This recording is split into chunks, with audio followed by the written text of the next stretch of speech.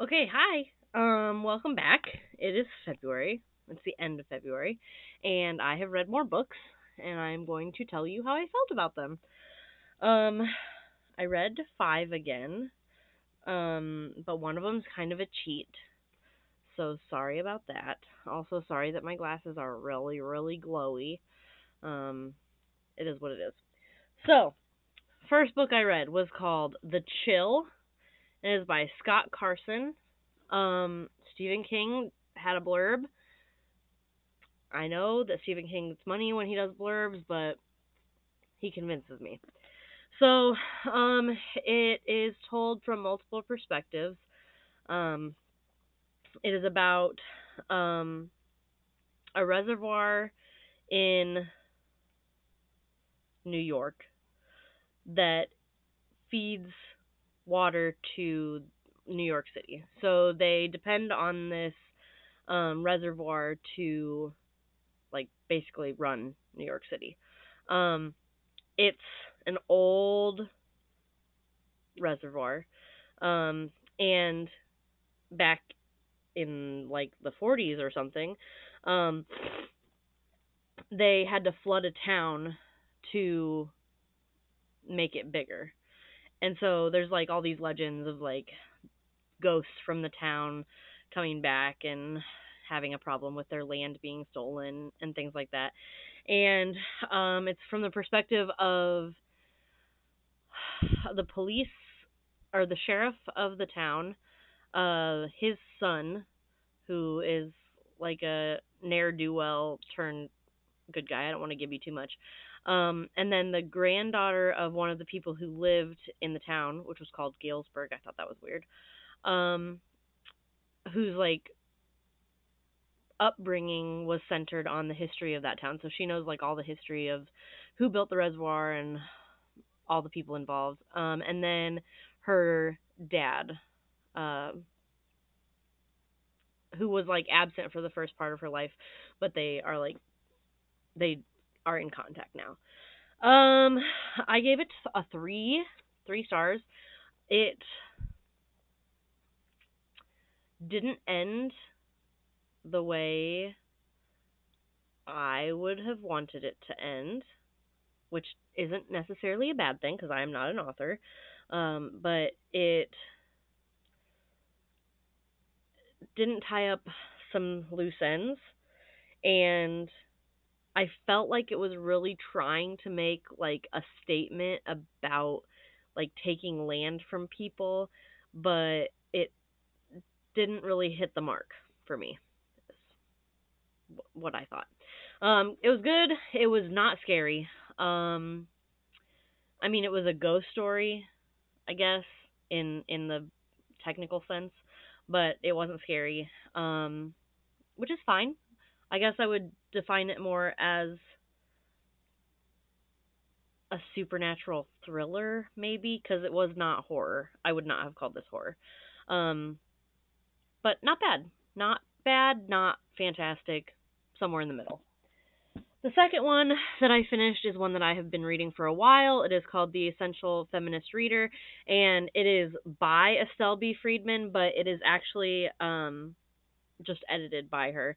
So it's a bunch of different feminist writings dating back to like 1405 is the first one. So it spans, and then it was published in I think 2014. So the most recent one was I think 2014 or oh no, this was 2004. I must be wrong. Let me check because I feel like it was 2007. I was wrong. So obviously it's missing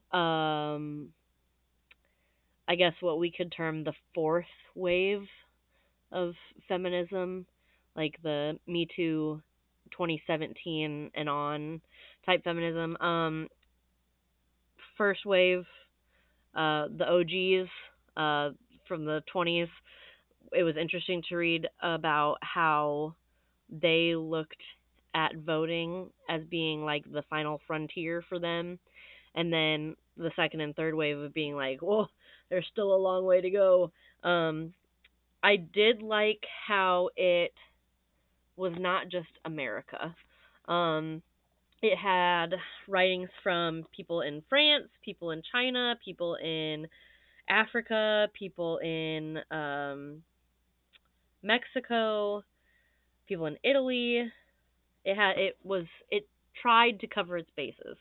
Um, I didn't think, or at least I don't. There was maybe one representation of Native Americans, and then there was maybe one or two representations, and none of them by someone who identified as trans, but recognizing that there was still a long way to go for those rights. So I gave it a 4. I definitely wouldn't give every single like excerpt from it a 4. Some of them I'd give a 5. Some of them I'd give a 3. None of them were bad. Some of them were harder to understand because they were from like the 1400s, which is, you know, different to read. Um, but it was interesting. Definitely not something that you just sit down and like cruise through because it's dry, obviously. But it was good. I gave it 4 stars. Um, oh, okay. This is my cheat. So, Romeo and Juliet. First of all, I do not have a copy of Romeo and Juliet at my house. I don't know how. I teach it every year. This is my 9th year of teaching it, and I don't have a copy in my house. So I just pulled the graphic novel off of the shelf, but we read the original version. Obviously, by the William Shakespeare. The reason I consider this a cheat is because I've read it a billion times. So it's not technically like a first read, but I thought it should count anyway because I have a lot to say about this book. I've always hated it, but like in a way that is not pure hatred. Like I really despise the characters. Everyone except for Benvolio gets on my nerves. Um, but also I appreciate that it's like an archetype, even though he did not create the archetype of Romeo and Juliet or the star-crossed lovers, whatever. He's the most famous for it. I accept that and I get it. I think that it's the one we choose for teenagers because they can recognize how ridiculous it is that some people their own age were acting like this. Um, and they make fun of it, and I love when they make fun of it because I hate it, so I like to make fun of it with them. Um, and it's fun. I didn't give it a rating because like I don't know how to. Like it's a classic, so I feel like it should get like a 5, but it's not my favorite Shakespeare by a long shot. So I struggle.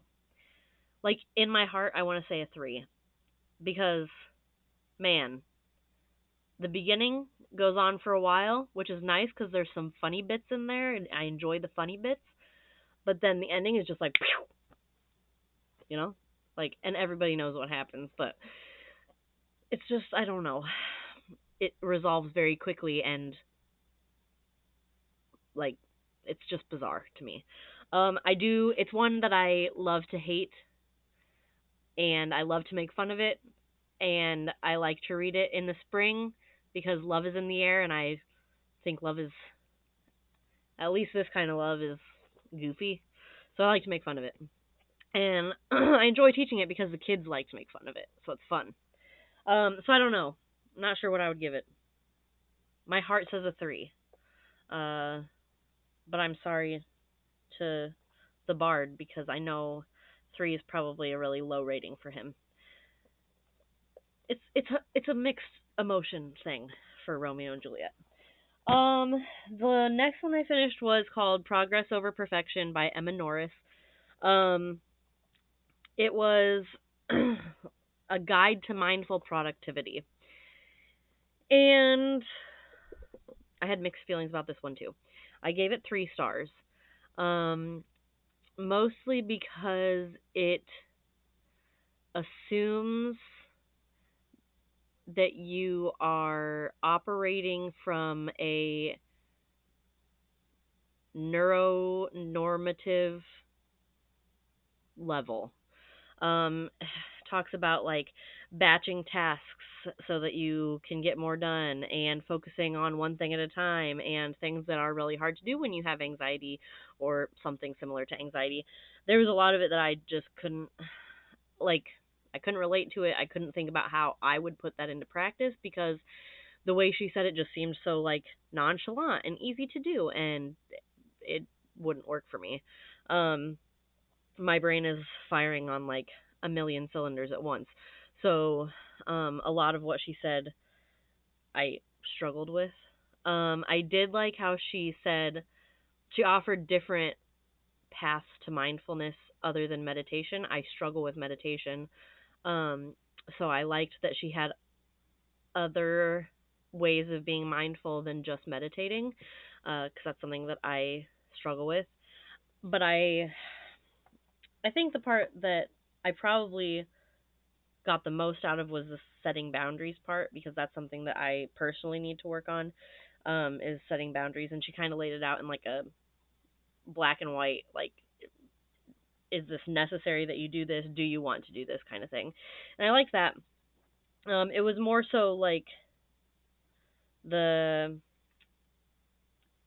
work type things that I couldn't relate to. Also, it was written more from like a business entrepreneurial perspective, which does not apply to me. So it was a lot of like working from home things and how to organize your office and things like that that don't really like apply to my job. So that part was meh. And then the idea that everyone is functioning on the same level is also meh, because some of the some of the ideas she had for like overcoming burnout or focusing on productivity just wouldn't work for my brain. Like doing one task at a time. I know it's not healthy to just constantly be multitasking, but it's like how my brain operates. So I don't know. It was meh. It was a 3-star book. I felt confident with my 3 stars. I'm sure there is someone that this book would be a 5-star for. It's just not me, because it was not applicable for some situations. The fourth book I read, or that was the fourth book I read. The fifth book I read was Project Hail Mary by Andy Weir. And Andy Weir is the guy who wrote The Martian. I never saw The Martian. I never read The Martian. But I heard good things about The Martian. It was recommended to me by a previous student's mom. And it was good. I gave it 4 stars. It's sci-fi, which is not normally my thing. Initially, when I read the title, I was like, crap, it's going to be about football, because like Hail Mary is a football thing, I think, and I don't care about football at all. So I was a little anxious about that, but then it turned out to be sci-fi, not scary sci-fi, not thriller sci-fi. A man wakes up in space, can't remember why he's there, and through flashbacks figures out why he's there and what his mission is to do it. Um, and you follow his mission. There's a lot of like scientific jargon, but he explains it well, because it turns out that he was actually a um, middle school science teacher in his Earth life. So he explains it well, and it's not boring. I was afraid it was going to be boring when I realized that there was going to be like a lot of science talk, but it wasn't. It was actually really funny. The guy who I listened to it on Audible, the guy who read it did a fantastic job. He was hilarious. I don't honestly know if it would have been the same experience like reading it as opposed to hearing it. It was really good. Um, he did a really good job. And then I'll just share something, but there's an alien that comes into the mix, and the way the alien speaks is in like musical notes, like chords. So it was cool because like they would play the chords, and then once they kind of like got their own like language figured out, it was the chords with the words that like the English words. It was just cool. I would be interested to see how they wrote it, like what it looked like in the book when they wrote it out, but it was good. You definitely do not have to be into sci-fi to enjoy it. Because I'm usually not into sci-fi. I was looking on the reviews, and there was someone who gave it 1 star because it is a commentary to an extent on climate change, and you know we'd hate to admit that that's a thing. And he gave it 1 star because he couldn't make it past chapter 4 when they mentioned climate change. Even though climate change is not like the reason he's out there, so I'm not really sure why it bothered him so much. But Steve, Steve's review was negative. Um, like I said, I gave it 4 stars. I thought it was good. It kind of made me want to watch The Martian, um, because I think it's similar. It's in space. It's a space sci-fi movie slash book, and I've heard good things about it. So, also, if they made it into a movie, I would totally watch it. Yeah, that's about all I know. So, I'll let you know what I read in March.